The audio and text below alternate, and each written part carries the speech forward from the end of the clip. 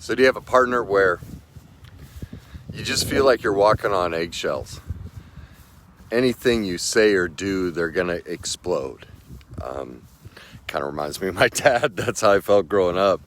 I remember even just closing the cupboard. He worked in the basement, and so if we closed a cabinet door and it made too much noise, he'd just come running up the stairs screaming. And I grew up that way. Lots of terror of if you made any noise, it was trouble. And maybe you're in a relationship like that, where if you make any noise, your thoughts, your words, or actions, your partner just explodes. So the question becomes, what do you do about it? Because usually when I work with couples, the struggle with this, they're like, wait a minute, if I stand up and say anything, they're going to leave the relationship, all these bad things are going to happen. Well, there's two keys here. The first one is to realize if you're with a partner who's that explosive, the reason they're so controlling and angry is they are massively afraid. I know they seem really big and scary, and whether it's a man or woman, but that level of intensity it scares the living heck out of you. The thing to realize is they're this big. When we're that explosive, we're filled with anger, and anger is always a mask for fear. And so this isn't to demean them and say they're bad people. It's just to get into reality and help you realize, because we see that anger and we get, we're like, oh, don't get near me. And we cower instead of realizing, oh my God, this is actually an expression of how small they feel. They're not as big and powerful as we think they are. That right there, just that knowing that can give us a sense of, okay, maybe this isn't so scary.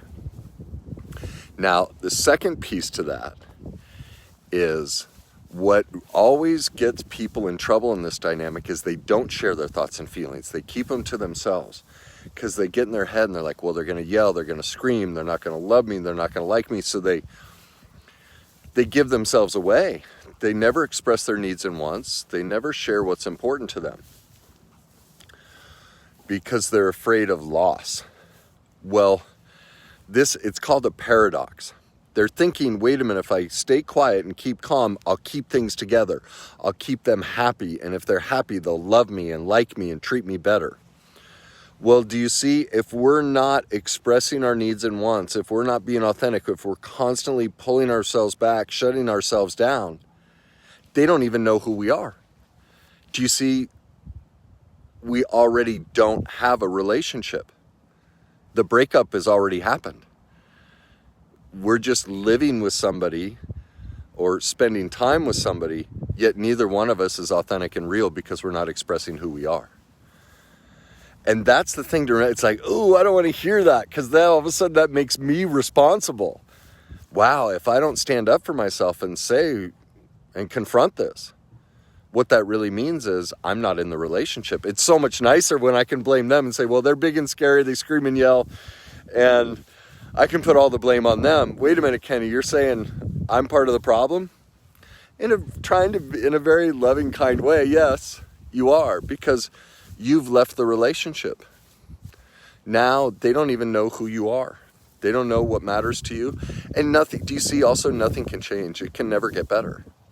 Your only shot to save the relationship is to stand up for yourself.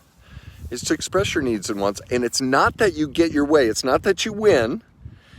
All that matters is that you express it and go, when I heard this or saw this, that just doesn't work for me. You're welcome to do what you want, but I just need to say it. That doesn't work for me.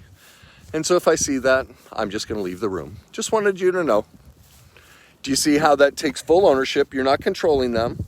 You're not asking them to change. You're telling them how you're going to handle yourself and how you're now going to change. And here's the magic. This is what's so great about it. All that fear you've been feeling, all that, oh my God, powerlessness, it instantly goes away. The second we speak our needs and wants, the second we share with somebody who we really are and what matters to us, we all get set free. Their power, their anger just doesn't scare us anymore. What's really scaring us is our inability to speak our truth. That's what's really going on. So remember that, really 3 things. 1, their anger is fear. It's a sign of how small they feel inside. 2, if you don't express yourself, you are making a choice to already leave and end the relationship because you're not even present in it. You're not sharing who you really are and what matters to you. And 3, the second you share yourself, you'll feel better. The fear will go away. That's the secret. It's a paradox. The answer's in the opposite. You think you're controlling it and making it better and keeping an outcome from actually happening, but it's not true. You're actually making the distance and the fear bigger. And so when you do the opposite of what you're doing, you free yourself from all of it. Okay? So remember, it's a paradox. Flip it. You're the one leaving the relationship. You're the one who's making it impossible for any closeness to happen. And so the second you stand up for yourself, you have a chance to save the relationship. And the worst thing that can happen is you finally feel great. You're no longer controlled by their fear. So whichever way it goes, you don't lose. The only way you lose is if you stay silent. You will lose every time. The way to win, the way to get the life and relationship you want, is to share your thoughts and feelings. Not to get them to do it, but just because we need to hear ourselves say it. Okay? I hope that helps you. Have a great day.